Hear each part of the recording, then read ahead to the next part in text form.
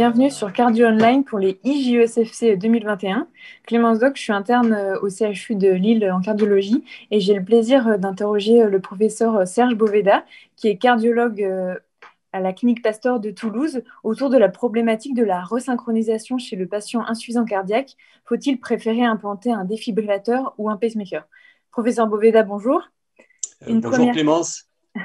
Une première question, quels sont les bons candidats à une resynchronisation cardiaque? Effectivement, les indications à la resynchronisation sont très bien présentées dans les dernières recommandations de l'ESC. Les dernières remontent déjà malgré tout à 2016. Elles s'articulent autour de 3 critères. Le premier critère, c'est un critère échographique, la fraction d'éjection. Elle doit être inférieure ou égale à 35%. Le deuxième critère est électrique, c'est le QRS.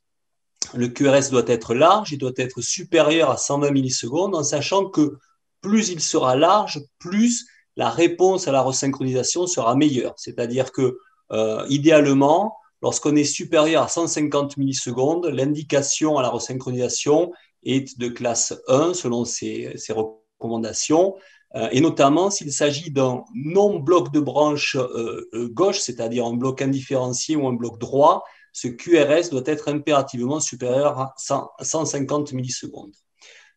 Pour les blocs gauche, dès que le QRS est supérieur à 120 millisecondes, il y a indication à la resynchronisation. Le dernier critère, et non des moindres, c'est pratiquement le premier finalement, c'est la clinique, la classe NYHA, qui doit être supérieure ou égale à 2, en sachant que lorsque la classe NYHA est supérieure ou égale à 2, on a déjà accès à la resynchronisation en fonction des critères échographiques et électriques en fonction de ce qui a déjà été dit. Il ne faut pas oublier que tout cela est vrai chez des sujets qui sont sous traitement optimisé depuis au moins 3 mois.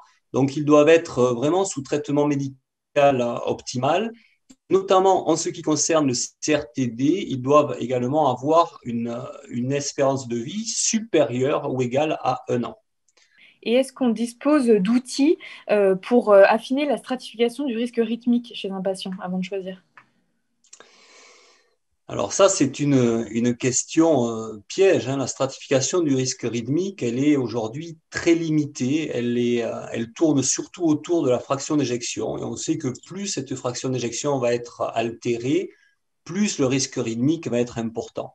Cela, bien sûr, a amené les indications de MADI 2 lorsque la fraction d'éjection est inférieure à 35%.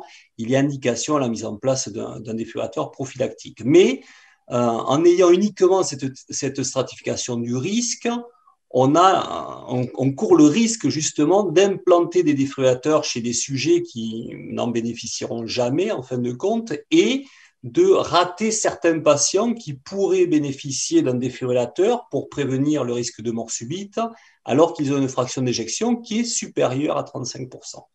Donc aujourd'hui, on cherche à mieux comprendre, mieux appréhender ce risque rythmique. Alors, il y a plusieurs pistes. La première, c'est la maladie sous-jacente. Lorsqu'il s'agit d'un patient ischémique, une myocardiopathie ischémique, le risque rythmique est plus important, et ça, on le sait depuis l'étude d'Anish, que lorsqu'il s'agit d'une myocardiopathie dilatée. Une cohorte européenne dans laquelle les Français ont beaucoup participé, d'ailleurs, à travers DAIPP, a démontré que les patients resynchronisés, lorsqu'ils étaient suivis au-delà de 3 ans et qu'ils avaient un CRTD, bénéficiaient de ce CRTD en termes de mortalité globale uniquement s'ils avaient une maladie ischémique sous-jacente. Lorsqu'il s'agissait d'une CMD, d'une myocardiopathie non ischémique, le bénéfice ne ressortait pas en faveur du CRTD.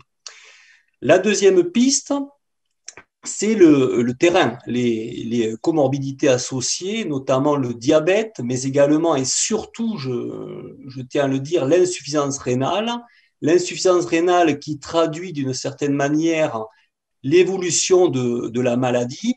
et donc de l'insuffisance cardiaque, l'importance et l'impact de cette insuffisance cardiaque. Lorsqu'il y a ces critères qui sont présents, la stratification du risque est beaucoup plus en faveur de l'implantation d'un défibrillateur parce que le risque rythmique est plus important, en fonction bien évidemment de l'âge physiologique et un certain nombre de critères que nous verrons certainement après. Enfin, l'IRM me semble être un examen qui est important et on espère à travers l'IRM appréhender davantage le risque rythmique, en tout cas les critères qui pourraient faire suspecter un risque plus important chez certains sujets qui donc pourraient être soignés grâce au défibrillateur, en tout cas protégés grâce au défibrillateur. Et à travers l'IRM, on va étudier les cicatrices, la fibrose, l'ischémie intrapariétale qui, dans certains cas, pourrait, encore une fois, nous aider à détecter les meilleurs candidats à la mise en place d'un défibrillateur et donc d'un CRTD dans le sujet qui nous préoccupe aujourd'hui. Finalement, pourquoi ne pas implanter un défibrillateur chez tous les patients qui ont besoin d'une resynchronisation cardiaque? Bien évidemment, qui peut le plus, peut le moins, on peut se dire que si on met un CRTD à tout le monde, on va protéger tout le monde. Un CRTD, en fin de compte, c'est un CRTP qui en plus défibrille et donc ça a beaucoup de sens et je vous rejoins tout à fait sur ce point-là, Clémence. Mais tout n'est pas rose avec le CRTD. Il faut savoir que le CRTD, d'une part, présente un risque de morbidité, justement, de complications, d'effets secondaires qui est plus important que le CRTP. Il y a deux types de complications, de désagréments qui peuvent survenir avec le CRTD. Le premier type, ce sont les problèmes qui sont liés aux sondes de défibrillation, qui sont plus fragiles, on le sait depuis longtemps, que les sondes de stimulation. Ces sondes de défibrillation, lorsqu'elles ont plus de 10 ans, dans des études qui sont maintenant très anciennes, comme celle de Kliman, qui avait été publiée il y a plus de 10 ans, on sait qu'elles ont un taux de dysfonction qui est de l'ordre de 20% chaque année. Donc, ce sont des sondes qui peuvent présenter des ruptures et donc engendrer des chocs inappropriés. Et la deuxième complication, c'est également justement ces chocs inappropriés. Ces chocs inappropriés qui peuvent survenir sur des dysfonctions de sondes, mais également sur des arythmies supraventriculaires mal détectées, en tout cas mal identifiées par le CRTD et provoquer ainsi un choc qui serait inapproprié, bien évidemment très, très mal supporté et dans certains cas même qui pourrait être pro-arythmogène et donc dangereux pour le patient. Donc ça c'est le problème du CRTD par rapport au CRTP. Et enfin, le dernier point, c'est le coût et le coût efficacité qui doit être étudié. Il ne faut pas oublier qu'un CRTD, ça coûte 5 fois plus cher qu'un CRTP. Ça veut dire que lorsqu'on implante un CRTD, on pourrait implanter 5 CRTP.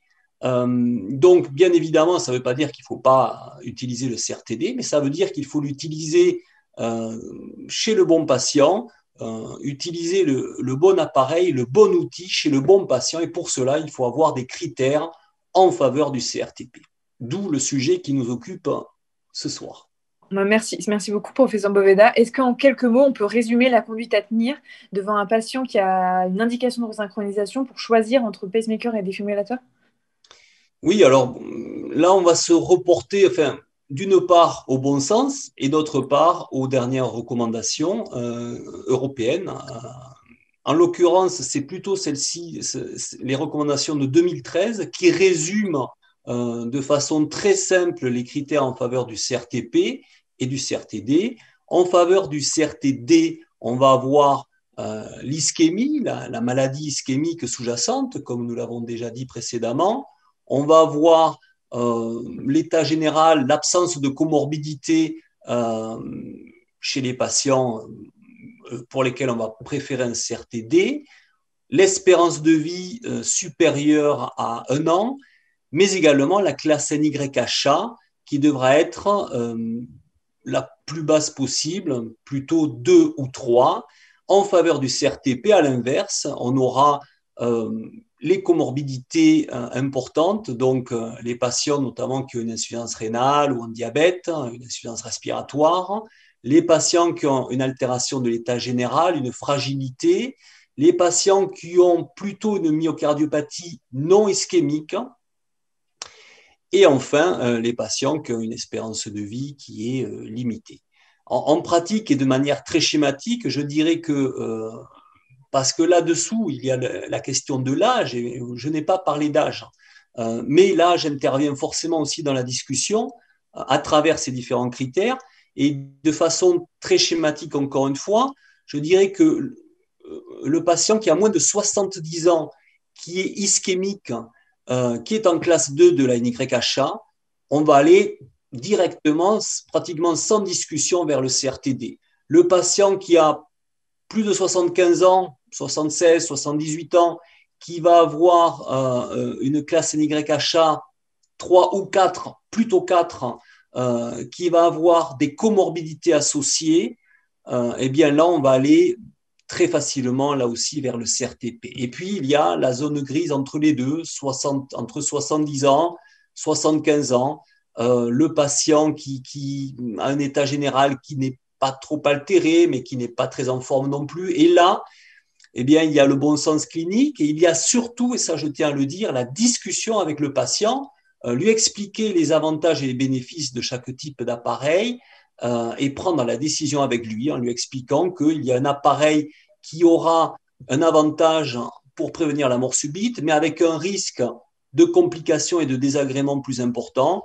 De l'autre côté, il y a un appareil qui apportera une amélioration de la qualité de vie. Donc, tous les jours, le patient se sentira mieux, avec moins de risques de désagréments, de complications, de chocs inappropriés, de problèmes de sonde, mais à l'inverse, l'absence de prévention du risque de mort subite, du risque d'arythmie ventriculaire, et par conséquent, la décision se prendra de manière, je dirais, naturelle avec les patients lorsqu'ils seront bien informés. Et ça, j'insiste vraiment sur ce point, je pense que c'est très important. Merci pour toutes ces précisions, professeur Boveda. Avec plaisir.